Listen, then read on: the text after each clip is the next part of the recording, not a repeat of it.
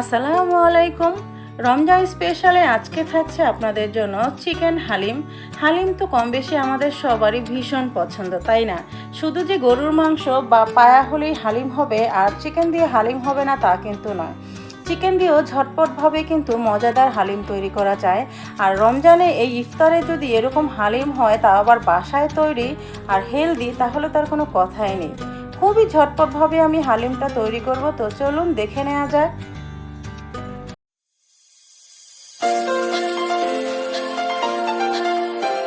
এখানে আমি চিকেনটাকে ছোট ছোট পিস করে নিয়েছি, আর আজকে আমি করছি ব্রয়লার মুরগি দিয়ে। তো আমি এরকম সাইজ করে নিয়েছি, একেবারে বেশি পিস ছোটও না আবার একেবারে বড়ও না। আর আজকে আমি করছি রাঁধুনি হালিম মিক্স দিয়ে, কারণ খুবই ঝটপটভাবে কিন্তু হালিমটা তৈরি করে ফেলা যায়, কোনো ডাল বাটাবাটির ঝামেলাই করতে হয় না। তো ডালটাকে আমি ফুটন্ত গরম পানি দিয়ে ভিজিয়ে রেখে দিব আধা ঘন্টার জন্য।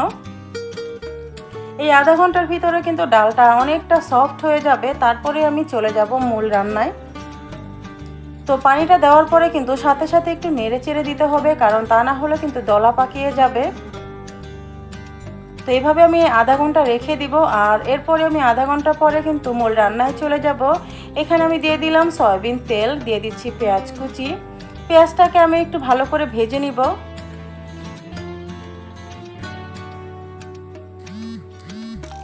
পেঁয়াজটা যখন এরকম একটু বাদামি কালার হয়ে গেছে, তখন কিন্তু আমি এখানে দিয়ে দিচ্ছি রসুন বাটা, আদা বাটা। যদিও বা প্যাকেটে সব কিছুই দেওয়া থাকে, তারপরও আমার কাছে মনে হয়েছে 1 টিস্পুন করে আমি আদা বাটা রসুন বাটা দিলে এটা টেস্টটা আরও দ্বিগুণ বেড়ে যাবে। আর স্বাদ মতো দিয়ে দিলাম লবণ।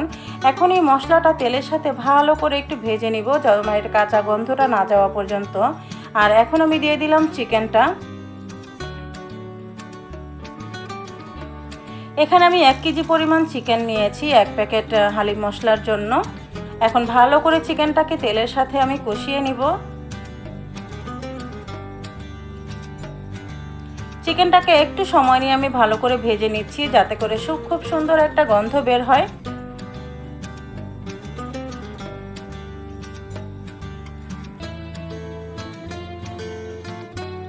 যখন ভালো করে চিকেনটা এরকম ভাজা ভাজা হয়ে যাবে, তখন আমি এখানে যে মশলার প্যাকেট থাকে সেখান থেকে আমি মশলা দিয়ে দিলাম। আর কিছুটা মশলা আমি রেখে দিয়েছি, সেটা আমি পরে ব্যবহার করব। এখন এই মশলার সাথে ভালো করে চিকেনটাকে কষিয়ে নিব।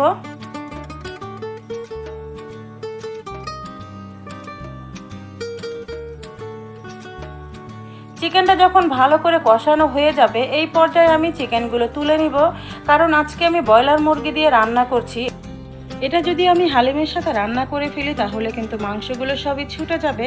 সেজন্য আমি এই মাংসগুলোকে আলাদা করে তুলে রেখে দিব। আর এই যে মশলা থাকবে, এই মশলার সাথে আমি হালিম যে আগে থেকে পানিতে গুলিয়ে রেখেছিলাম, মানে ডালের মিশ্রণটা, সেটা আমি দিয়ে ভালো মতো করে পানি দিয়ে তারপর ফুটিয়ে নিব।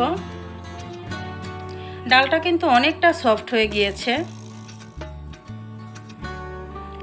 তো এখন আমি এক্সট্রা কিছু পানি দিব, কারণ এরকম ঘন থাকলে হবে না, ডালটাকে সিদ্ধ করতে হবে। সেজন্য আমি পরিমাণ মতো পানি দিয়ে দিলাম।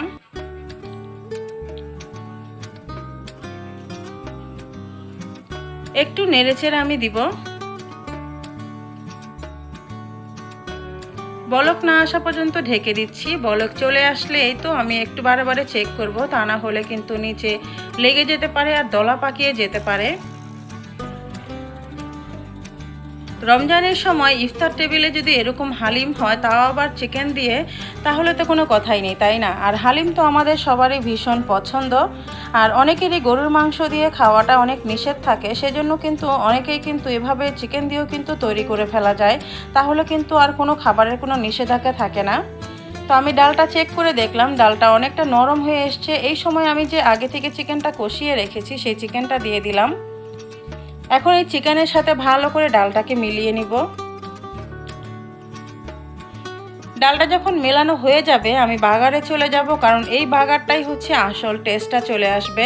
আমি এখানে পরিমাণ মতো তেল দিলাম, আর এখানে কিছু পেঁয়াজ কুচি আর রসুন কুচি দিয়ে দিলাম। এখন যতক্ষণ না ব্রাউন হচ্ছে, আমি অপেক্ষা করছি। এই পর্যায়ে কিছু বোটা ছাড়ানো শুকনো মরিচ দিয়ে দিলাম, খুব সুন্দর একটা ফ্লেভারের জন্য। যখন এরকম লালচে কালার হয়ে যাবে, সেই মুহূর্তে আমি বাগারটা দিয়ে দিব।